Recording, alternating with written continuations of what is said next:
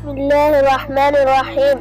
بسم الله والصلاة والسلام على سید الانبیاء والمرسلین. السلام علیکم ورحمۃ اللہ وبرکاتہ. پیارے ناظرین، میں آپ کو اپنے اسلامک یوٹیوب چینل پر خوش آمدید کہتا ہوں.